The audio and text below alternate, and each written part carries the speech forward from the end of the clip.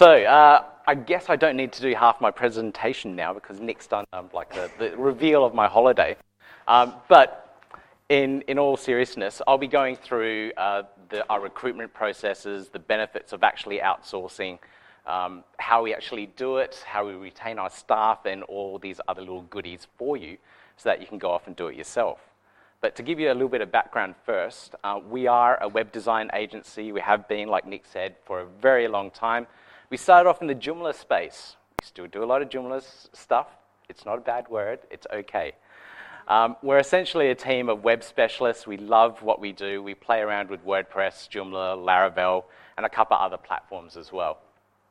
There's myself and Martina, who work here in the Gold Coast, or down that way in the Gold Coast. There's the Sydney team, and then our fantastic Filipino team, which we've done so much work with and actually met in person as well. Now, how many people get these phone calls and these emails every single week? It's irritating. It's the sales copy that they use is the language. It's like, oh, does this actually ever work? That's probably why.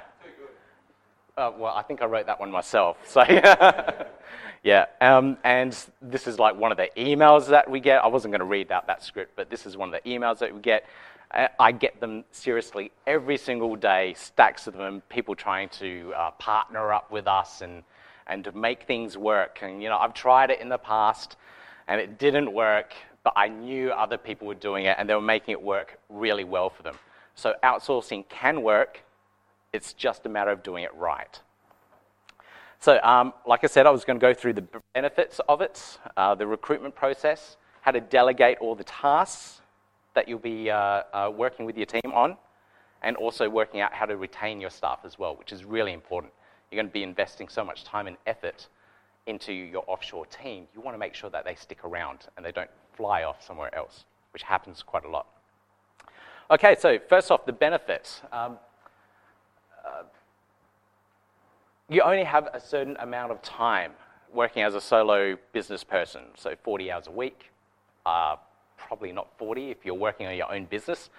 You're probably working close to 80 hours a week, 60, 70, 80 hours. Is that seriously a situation for any people here?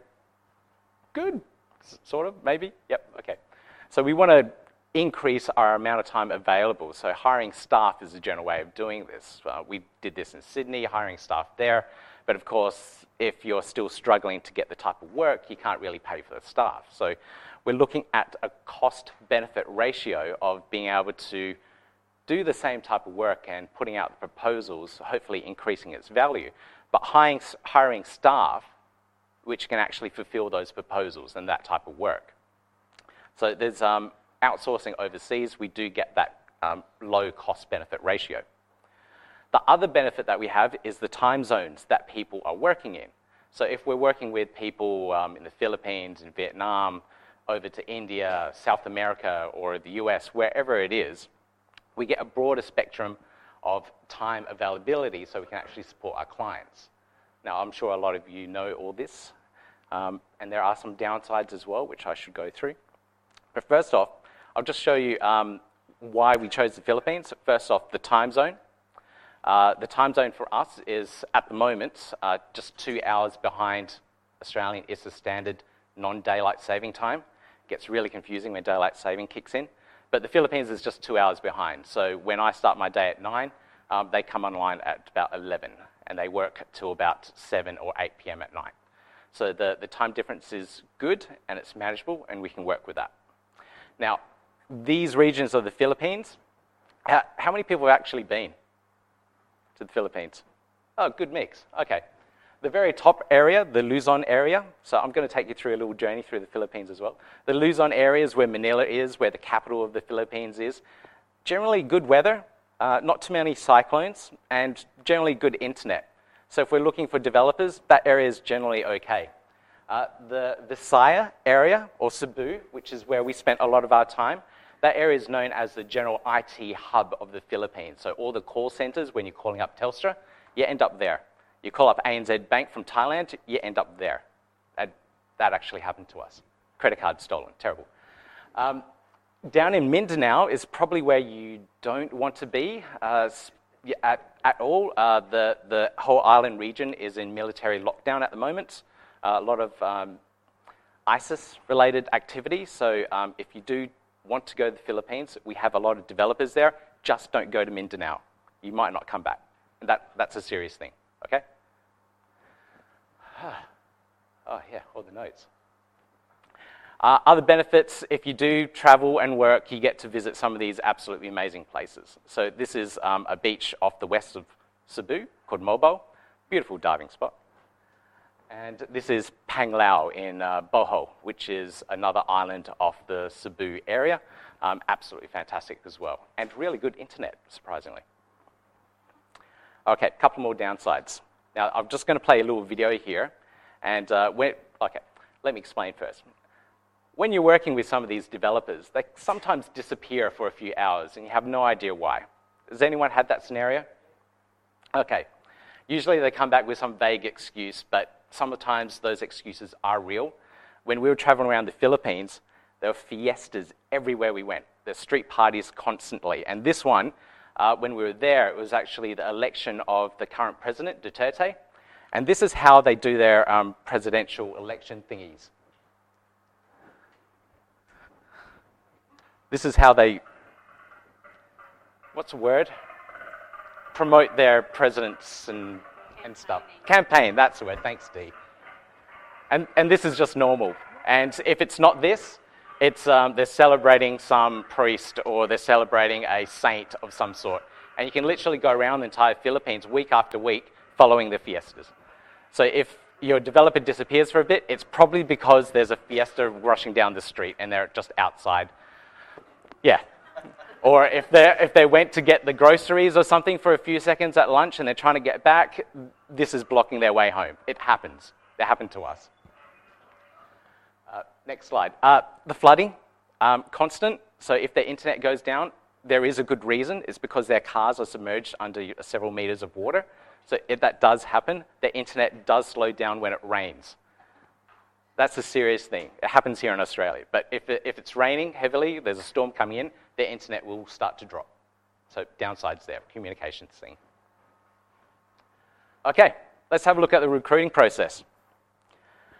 So we use a website called onlinejobs.ph. We've used quite a few of online recruiting services as well, but this is what we found to be the best website, best source of offshore developers in the Philippines. Has anyone used this website? Only one person. Fantastic. Great. So onlinejobs.ph. There'll be a link somewhere. So in this, it's very much like working with one of the job websites in Australia, like Seek or My Career. You'd be posting up a job ad where you need to specify the key traits that you're looking for from that particular developer or a virtual assistant. So you're looking at the particular skills set that you need. So in regards to our skill set, we're looking for a WordPress developer, we're looking for Laravel developers. So we're looking for specific skills, and we're listing them out. We're also telling them the particular task and roles that they'll be doing as well. Amy? I was wondering, you talk about developers, testers as well? Testers as well? No, we do a lot of our testing here in Australia. Oh, no, sorry, I mean, does that website, is it just for developers, or does it cover a couple of other... Okay, so the question was, does it just cover developers or other skills? It covers a lot. So everything from copywriting to design, and you can find absolutely fantastic graphic designers in the Philippines. Okay. No, not really. No, it's more like Seek. The people here are looking for full-time employment, mostly. Yeah, not contract-based. Yeah, yeah. We find when we're recruiting people, we want them to join our team on a full-time basis. We want them working with our staff, not working with someone else. When we're working with the developers that we used to, they'll be working on multiple different clients, multiple jobs, and usually the one that they focus on is the one that shouts the loudest. I hate that approach. It's our own clients do that to us. So yeah, I don't pass that down to our developers. We want them full-time. And Online Jobs PH is the way to go. We do a test. So we have that process online. We have a standards test. If you go to that URL, the slides will be made available. But if you go to that URL, you can test yourself and see how you go. It's a standard test where we're just telling our developers in the same language as our clients would be and asking them to perform a particular task. First task would be to git clone a particular repo. We're looking for developers that can use Git. So that very first step alone will filter out anyone else that doesn't understand the concepts behind Git. And then we have very specific instructions. I think in there it says, like, give this account, my account, access to the repo. And we do that for one particular reason. When I get that acts as an initial timestamp. So if I get access at 2 p.m. in the afternoon, I know someone is starting that exam process. So now we're knowing how long it's going to take them to do this exam, how long they're going to take to do the tasks. Now, as they're going through and stepping through each task, I get them to do a commit. So the tasks would read something like, get this site working, the CSS is broken. It's displaying images all over the place. It's written in the same language that our clients would write to us. They don't understand the technical jargon. All they know is that the site looks funky. Can you do something? So we provide that to our developers to interpret as well. So we're filtering out the ones that can't interpret what those particular things mean. So it's multiple step, multiple testing, not just code itself. And then after that, they'll be committing each task so we can see how long it takes them to do each step. And then in the end, hopefully it only takes them about 2 hours. We pay them for their 2 hours of time, and we assess them after that. We had a question? No? Okay. Another thing we test them for is their internet speed. So internet varies around the Philippines, as I mentioned. And this is just a screenshot of the different internet speeds that I was getting through the Philippines. So if you're testing your own during your recruitment speeds, if you're testing your own and you're testing their recruitment speeds, these are the type of speeds that you should expect back from the developers or whoever you're working with. So we've got Cebu. That's at a co-working space in the top left. That's probably the best that you'll get in the Cebu area. This is Brisbane. This is my speed. So you can see the Philippines is a little bit better than my speed in Brisbane. And this is the general on the left-hand side there that you normally get throughout the Philippines in general. Their home connections, for example. So sometimes we send them off to co-working spaces if they have to upload or work on technical stuff, critical stuff. And just as a comparison, this is the speed in Thailand. So if you want to work with some people in Thailand, almost double the speed of what we get as NBN here, like fiber to the premises. The better one. Yep. So that's okay. That's me in Brisbane. That's Chiang Mai in the jungle. Okay. Now, something to be wary of when you're hiring developers or people is there are pilots out there that you could potentially be hiring. Now, these guys, they sound fantastic. They're singing the song, they're doing the dance. They're coming on board and say, yes, sir, I can do this. Yes, we can do that. And they go through the tasks and, yeah, looks like they can do it. But they seem to take a very long time to do it. And this is because they're palming it off to their own team. And they call this pilots. I didn't know the term. I just thought it was like, just another agency. But the Filipinos, they call them pilots. So we had an experience like this last recruitment phase that we went through. Hired the guy. Looked fantastic. Commit logs were perfect. Great. Onboarded him. Gave him the first initial training task, which was just to update a page in a WordPress blog. And just gave him that. 6 hours later, he asked for the password to log into the site.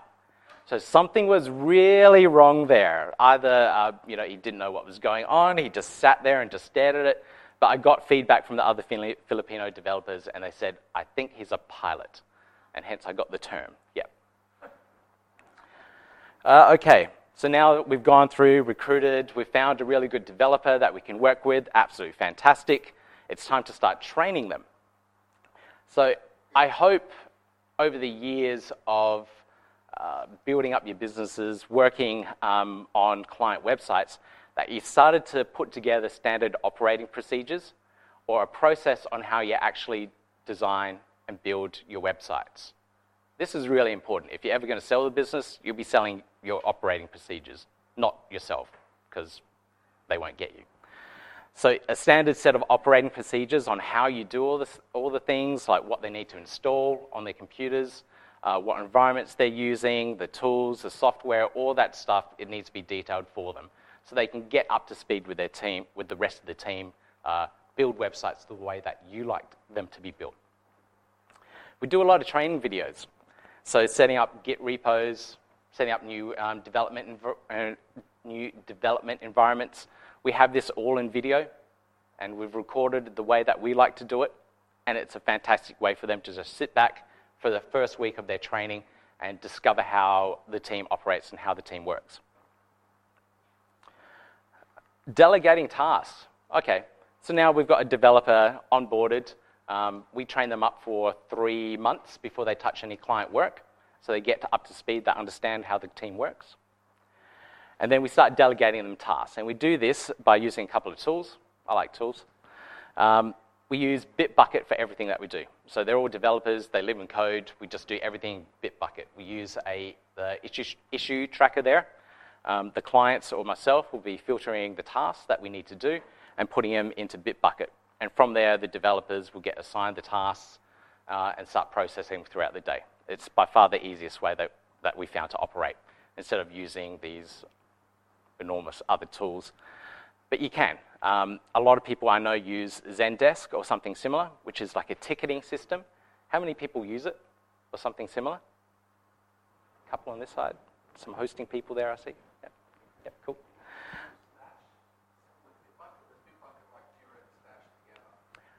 No.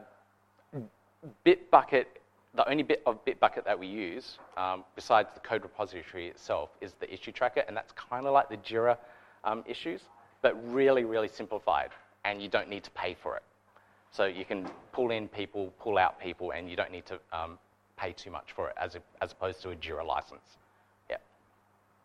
Asana is another great one, and then Desk, which is now bought out by Salesforce as well. So we've used all these tools in the past. We've tried to integrate it with the team.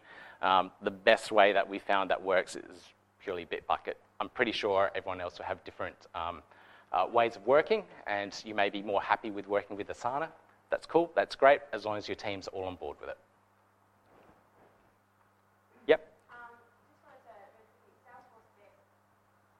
Can you expand on that in just a quick sentence? Salesforce, it's very...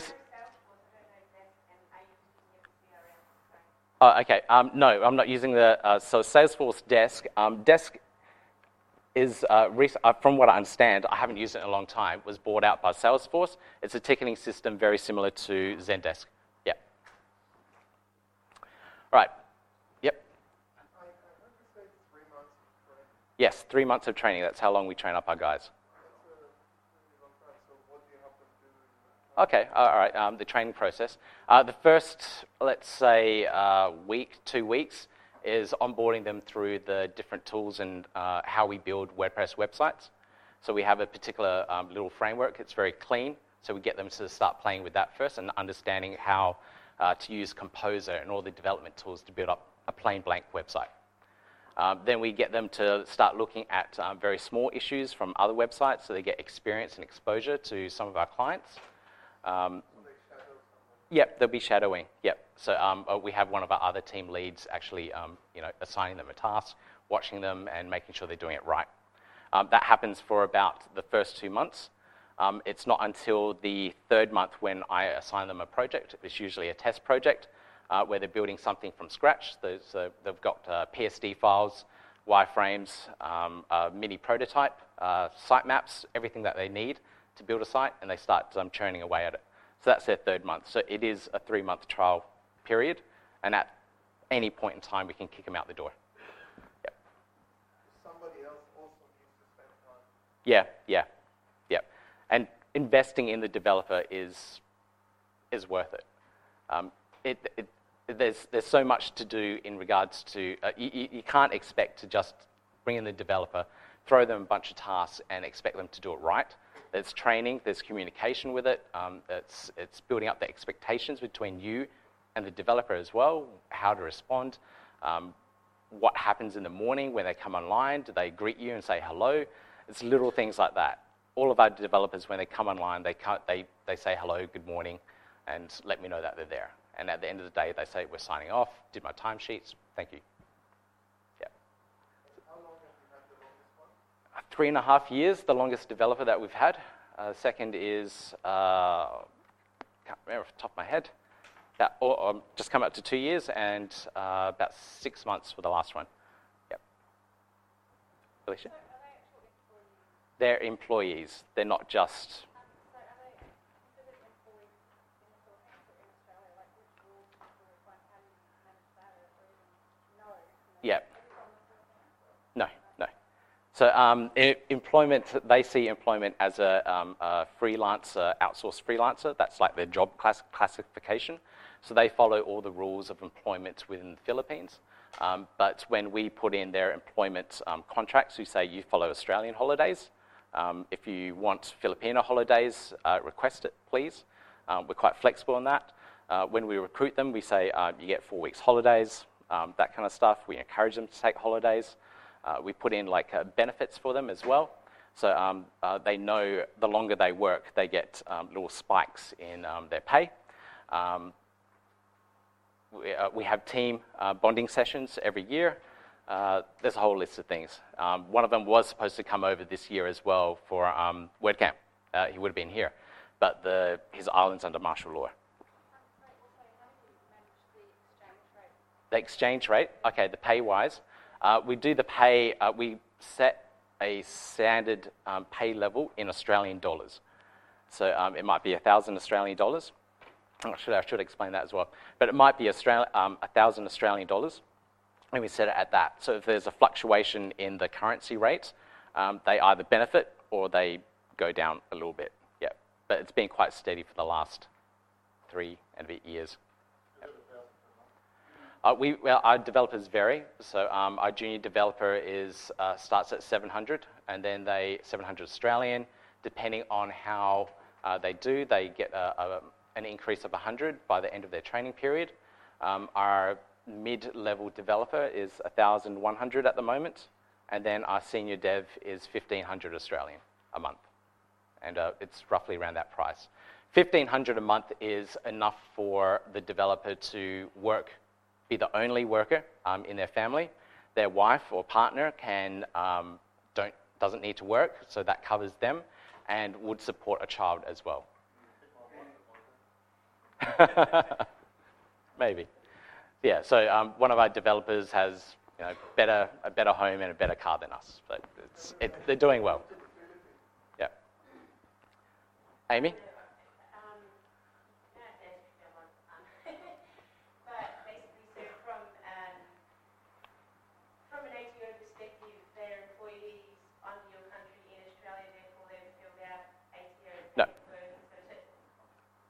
Contractors. So therefore you're not paying any insurance or anything like that? No super, no. Or anything else like that? No. Contractors. And then how are you monitoring their time? I'm getting to that. little sidetrack through this, but that's okay. I like it like this. Communication tools, and then after time tracking. Communication tools, so we use Slack for absolutely everything. We can't live without it. We have our Bitbucket stuff, all communications, all notifications, all coming up in Slack. So if anything happens, our developers know. So if a server goes down, ping, comes up in Slack. It's fantastic. We use Skype sometimes as well if we have to, usually for video or Google Hangouts. The guys don't really like showing their faces. I don't know why they're so shy, but it's okay. Auditing tasks. This is highly, highly important. There is always misinterpretation in the tasks.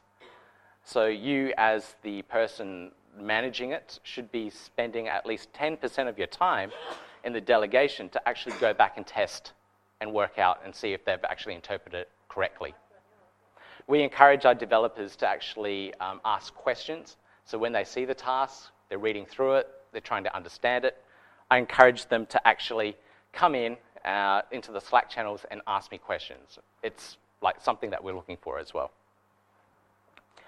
Time tracking. So we use a couple of tools. I've tried so many, everything from FreshBooks time tracker, all sorts of things. Harvest is the one that works for us. So Harvest is a great tool. It has a desktop app that you can install, has a mobile app that you can install to track your time.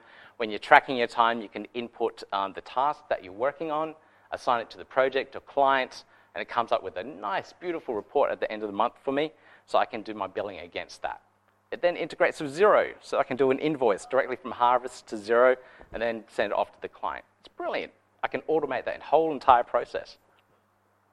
The other little icon up there is one called Time Doctor.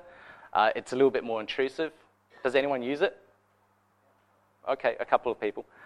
It monitors the movement and tracking of the actual developer. So if the mouse hasn't moved in 3 hours, they're probably not there. It kind of makes sense to track them that way, but our guys, I trust them. I'll ask them a question on Slack, they're there. Had a question at the back? Okay, all right. Okay, the training stuff. Okay, yep. I kind of jumped back and forth a little bit, but like I was saying, we spend a lot of time training our developers. We give them time to actually go through online tutorials. I encourage them to write stuff, but they don't really seem to want to do it. But I do try and encourage it, so they've gone off, learned something new, try and write a blog post. Usually ends up being a couple of dot points, but then they show me what they've done with it, which is great. So they've gone off, they learned something new, contribute back to the company with new technologies, new methods, new plugins, something cool that they've learnt. We've got Team Treehouse accounts for all of our guys as well. So they can go in, learn a new tool, go off and learn iOS development if they want. So it's all there available for them, so they can invest their time. We've got one guy that's learning Laravel, so he was already quite skilled in Laravel development, so he's continuing his learning outside of work hours. So we've given him everything possible to help learn and help want to stay with us. Which brings me on to staff retention. So investing all this time, all this training in your developers, you don't want to lose them. So we're looking for ways to keep them happy. We have insurance plans, health insurance plans for them, which one of our guys worked out and found. Sun, Sky, something insurance. It's weird, long names. But we pay for their insurance for them. It's not much. I think it's like $100 a month or something. And that makes sure that their family's protected, they're protected if anything happens. It's just a nice to have. Like I said, we spend a lot of time over in the Philippines as well, building up the relationship between the developer and us. So every year my partner and I fly over to the Philippines and sit down with our dev team during our new recruitment phase and work alongside them.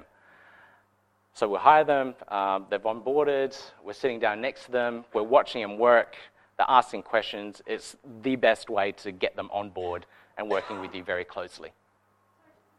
Do you actually also buy the equipment that they need, like where do they work at? They usually have laptops. So we ask in the recruitment process for laptops, but after a certain period of time, we give them a laptop. Yep. So I'm sending MacBooks over to the Philippines now. I just hope it gets there. I really hope they get there. But that's after like a 3-year mark, so I really trust them. So yeah, here's a MacBook. Go for your life.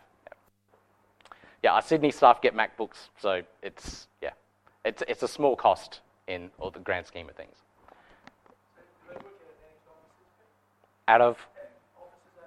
Do they work out of offices? They usually work from home. One of our guys, his parents owns an internet cafe, so they get 50 down, like 20 up. So again, better than Australia. So that was a lucky find. So if his internet's not working at home, he just walks down the street to the internet cafe. It's a little bit noisy, but it's fine. He just works out from there. If the guys need, I put them into a co-working space. And the co-working space is about 300, 500 pesos per day. I can't remember what that converts to, but it's nothing. Yeah, it's less than co-working spaces here in Australia per day. Yeah, but they usually work from home. Yeah. This is us in Manila. This is during our last recruitment phase. So we can see some of the team members that have been with us for a long time. We're going for a bike tour through Intramuros, which is the old town of Manila that's been bombarded by invaders for the last, 400 years. Team photo, building up stuff. This is before a big dinner. One of our developers' son's second birthday. It was a big deal. We had to go over there, and he flew in his father, flew in his mother from other islands, and we met the whole family. They thanked me for giving his son a job, so they're really appreciative. Yeah, it's fantastic, and it's a good way to build up a relationship between you and your developer. General team bonding stuff that you do anywhere really in the world. We're doing mystery rooms. That was our first ever mystery room. I think we beat it in 56 minutes, just. It was quite hard.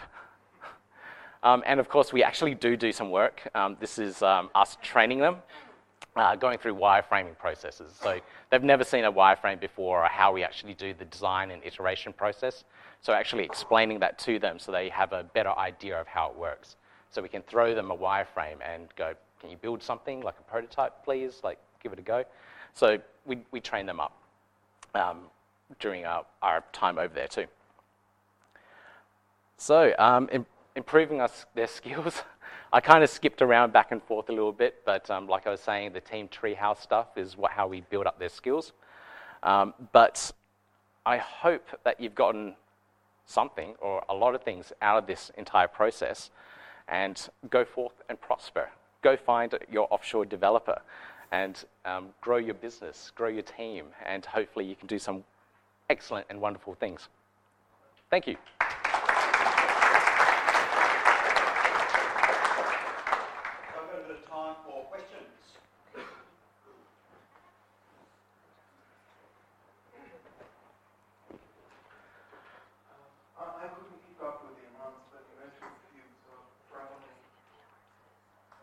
Bringing them over here and health insurance and all that sort of stuff. So roughly, what's the final cost?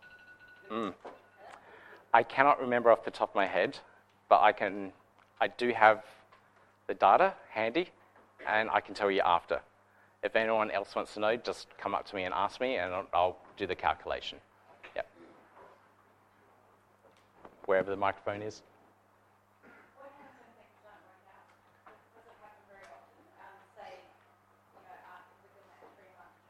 Yep.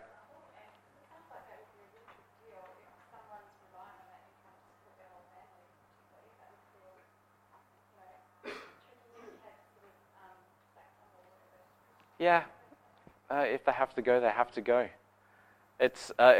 We've sacked many that we've hired, so we've only got 3 left over out of hiring maybe 10. So 7 had to go. It just didn't work out. Communication, the time zone. So we don't just hire. We've hired more than just in the Philippines. We've hired in Vietnam. We've hired in Thailand and India as well. I don't know. It just didn't work out with a lot of the other countries that we're dealing with. Either time zone issues, cultural stuff. Some were very religious. So at 4:30 on the dot, they were gone. They were off to the church or mosque or whatever they were doing. And the way that we work, some of the deadlines that we have to deal with, we need overtime. So we expect some of our developers to do the overtime, and we compensate them for them. So we had to fire lots. That site that you find your employees on, is that just for the Philippines or is it everywhere? So that site that I was using to find the developers, that's just for the Philippines, but you do find other people coming in from other countries setting up profiles. So if you just look on there, you can either post a job or look for skilled talent, If you look under the skilled talent area, you can see and read all their profiles, and you see it's a little bit of a mix, but majority Filipino. Yeah. For that. So I've got a couple of people in the Philippines already. Yep. And I'm heading over there in October. Mhm. And I'm going to ask you this after. Yeah. I just thought benefit of everyone else. How did you coordinate getting your team to Manila for your like team bonding days? Did you kind of get it all sort of sorted over there? Did you ask one of them to organise it all, or did you kind of do the research yourself? Because that's where I'm a bit lost. Ah, right. Okay. You could. The last trip I did myself, so I knew the airports. I knew the airport codes. I knew how long it takes to drive from where they live to the airport. I guess it came with experience, but before then I had a VA, which was the cousin of one of our developers, to organize the entire thing. And she kept on prompting me, well, you need to book this now, you need to book this. And I was like, great. Have you got enough time? 2 months to go? I booked it there, like within two weeks out. So if you're there, wherever, you'll be fine. Sweet. And one other question, sorry, you're the mic, but the pilot, because I actually haven't heard that term, and I wonder whether I'm not supposed to have known that term. Can you ask them outright? Will that like shuffle things too much? Do you reckon? I don't know if you could ask them outright. Like the lunatic. Yeah, I in the 3 years of recruiting developers, I've never heard that term pilot until just recently. Yeah, the guy flying the plane, the pilot, he's in control. Yeah. Thank you very much. Okay. Yep. I've had a few disasters that year, but that's great talk. Thank you. I wondered, have you worked out ways of maybe training them faster, maybe going on site, like if there and doing that recruitment phase there and then, or getting Yep. to train each other? Yep. All that stuff definitely happens, and I have to say, our second developer, the 3-month period shortened down to 2. He was very good, adapted, learnt very quickly. The last developer that we hired still took about 3 months. Skill levels just had to be upped a little bit. But yes, a lot of the training was I didn't have to do anymore. The team did for each other. So I would set like an outline of the training, and the other guys will help them out. So like the logins for a website, all the little bits and pieces. It gets better. Yep. And you paid 13 months as well? No. They get 4 weeks leave. Yeah. Time for a couple more questions.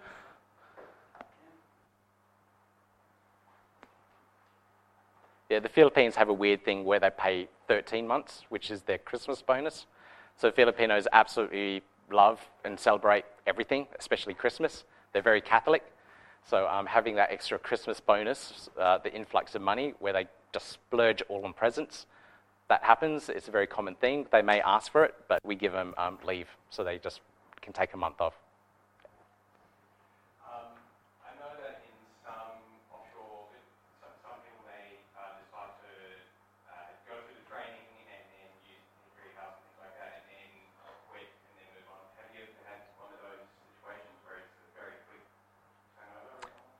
No, we've never had a developer up and leave us. We've always fired them. I think the team bonding sessions that we do when we hire a developer, our main guy that's been around for such a long time, he's like a very patriotic, I guess, of the company.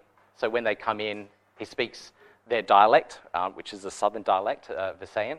And he just onboards the guys for us. He's like, this is the culture. It's a great team. Martina and Peter are great. I've been working with them for 3.5 years. You're going to love it here. So the employees, existing employees, sell us to them, and no one's ever left us on their own accord, which has been good. At the back. So do you have a list of the other agents, like the other websites that you use for different countries, or do you just contact you through your email there to get that, or do you use Oh, yeah. other countries? And when you are working in other countries, apart from respecting cultural duplicating the... Your effort, like what you're doing in the Philippines, if you're using people, say, from Thailand or from America or wherever, you're just duplicating the effort instead of being aware of the cultural differences. Yeah. Yeah, precisely that. That's why email you for this. Sure. Or Twitter, whatever works. Astro Boy Soup. The cultural differences, I don't know everything yet either, so it's a learning process. Vietnam was interesting to learn the cultural differences. Even though I'm Vietnamese, it's still different over there compared to what I know. So, yeah.